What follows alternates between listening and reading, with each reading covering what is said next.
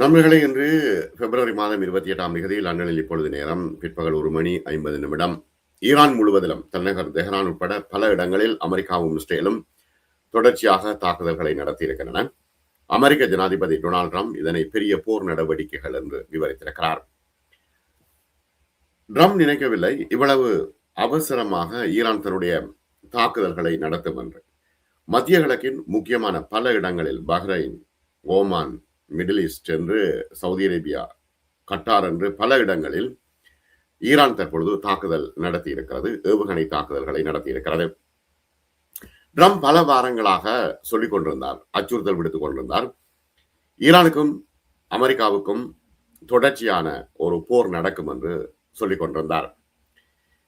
அமெரிக்காவும் இஸ்ரேலும் 12 நாள் போரை நடத்திய 8 மாதங்களுக்கு பிறகு அணு மற்றும் பாலிஸ்டிக் ஏவுகணை திட்டங்கள் குறித்து அமெரிக்காவுக்கும் ஈரானுக்கும் இடையே பேச்சுவார்த்தைகள் நடைபெற்று வரும் நிலையில் இந்த தாக்குதல்கள் நடந்திருக்கின்றன.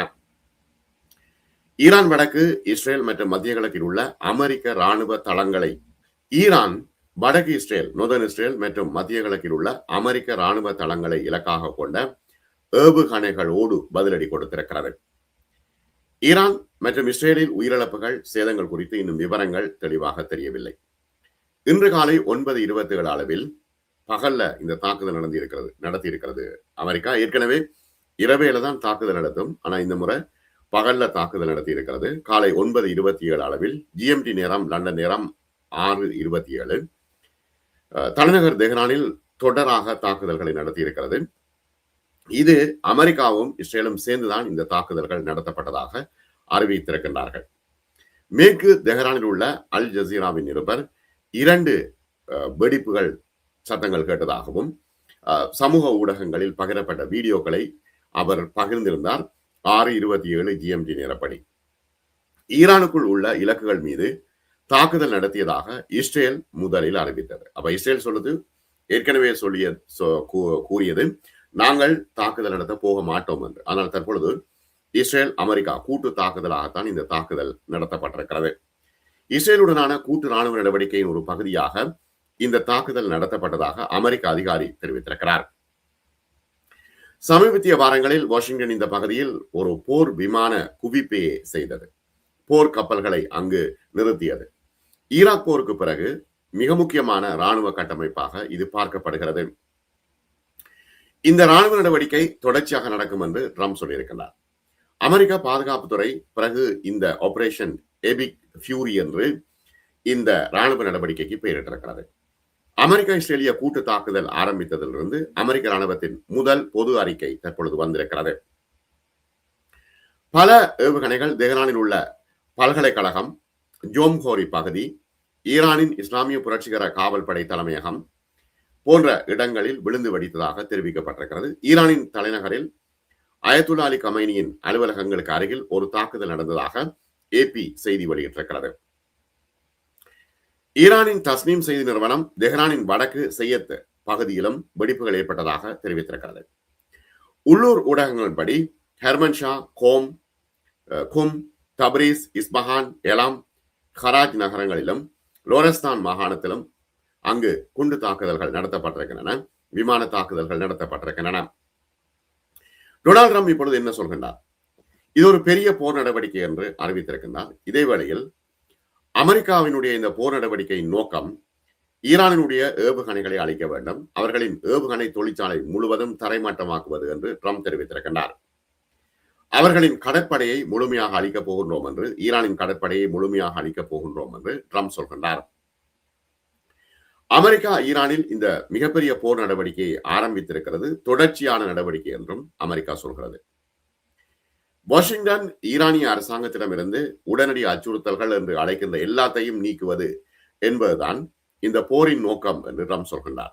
ஈரானின் ஏவுகணை தளங்களை அழித்தல், ஈரானின் கடற்படையை அழித்தல், பிராந்தியத்தில் ஈரான் ஆதரவு பெற்ற ஆயுத குழுக்களை சீர்குலைத்தல், ஈரான் அணு ஆயுதத்தை பெறாமல் பார்த்துக் கொள்வது என்று ட்ரம்ப் இந்த 4 விஷயங்களை திரும்ப திரும்ப சொல்லிக் கொண்டிருக்கிறார். இப்ப ஈரானின் ராணுவ வீரர்களுக்கு ஒரு எச்சரிக்கை மற்றும் சலுகையையும் ட்ரம்ப் சொல்கின்றார்.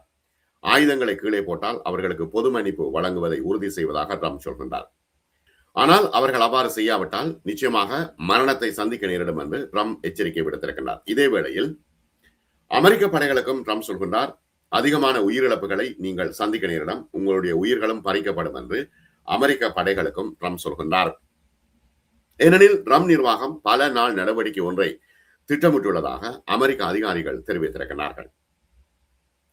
ஜனநாயக ரீதியாக தேர்ந்தெடுக்கப்பட்ட ஈரானிய பிரதமர் முகமது மொசாதேக்கு எதிராக CIA ஒரு ஆட்சி கவிழ்ப்பை 73 ஆண்டுகளுக்கு முன்பு செய்தது. ட்ரம்ப் ஈரானில் ஒரு ஆட்சி கவிழ்ப்பை செய்வதற்காக தற்பொழுது யோசித்து வருகின்றார் என்று அலன் பிஷர் தெரிவித்திருக்கின்றார் வாஷிங்டனிலிருந்து. இது உடனடியாக நிற்கப் போகின்ற போரில்லை, தொடர்ச்சியான ராணுவ நடவடிக்கையாக இருக்கும் என்பது தெளிவாக தெரிகிறது. இதனால் டொனால்ட் ட்ரம்ப் உயிரிழப்புகள் ஏற்படக்கூடும் என்ற உண்மையை ஏற்றுக்கொண்டிருக்கின்றார். இப்ப ஈரான் எல்லா இடங்களுக்கும் திருப்பி தாக்குதல் நடத்தி கொண்டிருக்கிறது. இஸ்ரேலிய ராணுவத்தின் கூற்றுப்படி ஈரான் முதலில் இஸ்ரேலை நோக்கி ஏவுகணைகளை ஏவுவதன் மூலம் பதிலடி கொடுத்தது. நாட்டின் பல பகுதிகளில், இஸ்ரேலில் பல பகுதிகளில் வெடிப்பு சம்பவங்கள் பதிவாகி இருக்கின்றன. பொதுமக்கள் ஹோம் ஃப்ரண்ட் கட்டளையின் அறிவுறுத்தல்களை பின்பற்றுமாறு இஸ்ரேல் கேட்டிருக்கிறது. இந்த நேரத்தில் அச்சுறுத்தலை அகற்ற தேவையான இடங்களில் அச்சுறுத்தல்களை தடுத்து நிறுத்த இஸ்ரேலிய விமானப்படை செயல்பட்டு வருவதாக இஸ்ரேல் சொல்கிறது. சிறிது நேரத்தில் ஈரானிய படைகள் பிராந்தியம் முழுவதிலும் அமெரிக்கா ராணுவ நடவடிக்கைகளுடன் தொடர்புடைய பல இடங்களில் ஏவுகணை தாக்குதல்களை ஏவியிருக்கிறார்கள். கட்டாரில் உள்ள அல் உதைத் விமானப்படை தளத்தின் மீது ஏவுகணை தாக்குதல் ஏவப்பட்டிருக்கிறது. குவைத்தில் உள்ள அல் சலேம் விமானப்படை தளம் அமெரிக்காவினுடைய, ஐக்கிய அரபு எமிரேட்ஸில் உள்ள அல் தஃப்ரா விமானப்படை தளம், பஹ்ரைனில் உள்ள அமெரிக்கா 5வது கடற்படை தலைமையகம், இந்த இடங்களிலும் இப்பொழுது ஈரான் அடித்துக் கொண்டிருக்கிறது. சவுதி அரேபியாவின் ரியாத்திலும் தாக்குதல்கள் நடத்தி இருக்கிறது ஈரான். ஈரானிய நாடாளுமன்றத்தின் தேசிய பாதுகாப்பு ஆணையத்தின் தலைவர் இப்ராஹிம் அசிசி இது ஒரு நொறுக்கின்ற பதிலடி கொடுப்பதாக அச்சுறுத்தி இருக்கிறார். அசிசி சொல்றார், நீங்க போருக்கு ஆரம்பிக்காதீங்க, நாங்கள் உங்களை எச்சரித்தோம், ஆனால் இப்பொழுது நீங்கள் வந்து விட்டீர்கள், இறங்கி விட்டீர்கள், ஆனால் அதன் முடிவு இனி உங்களுடைய கையில் இல்லை என்று அசிசி தெரிவித்திருக்கின்றார். இதற்கிடையில் 86 வயதான அயத்துல்லா அலி கமைனி எங்கே இருக்கிறார் என்பது உடனடியாக தெரியவில்லை. அமெரிக்காவுடனான பதட்டங்கள் அதிகரித்து வரும் நிலையில் அவர் பொதுவிலே காணப்படவில்லை. தெஹ்ரான் முழுவதிலும் குண்டு வெடிப்புகள் நடைபெற்று வருகின்றன, குண்டு வெடிப்புகள் ஏற்பட்டு வருகின்றன, விமான குண்டு தாக்குதல்கள் நடைபெற்று வருகின்றன. கமானியினுடைய அயத்துல்லா அலி கமானியினுடைய வீட்டு பாதைகள் எல்லாம் அதிகாரிகளால் மூடப்பட்டிருப்பதாக தெரிகிறது. இதற்கிடையில் ஜனாதிபதி மசூத் பெசஸ்கியன் உடைய வீடும் தாக்கப்பட்டிருக்கிறது. அவர் காயமின்றி உயிர் தப்பியதாக ஈரான் செய்தி நிறுவனம் செய்தி தெரிவித்திருக்கிறது. ஈரானில் அமெரிக்கா இஸ்ரேல் கூட்டு தாக்குதல்களுக்கு பிறகு அமெரிக்க கடற்படையின் 5வது கடற்படை தலைமையகம் அமைந்துள்ள பஹ்ரைனில் ஏவுகணைகள் இலக்குகளை தாக்கியிருக்கின்றன.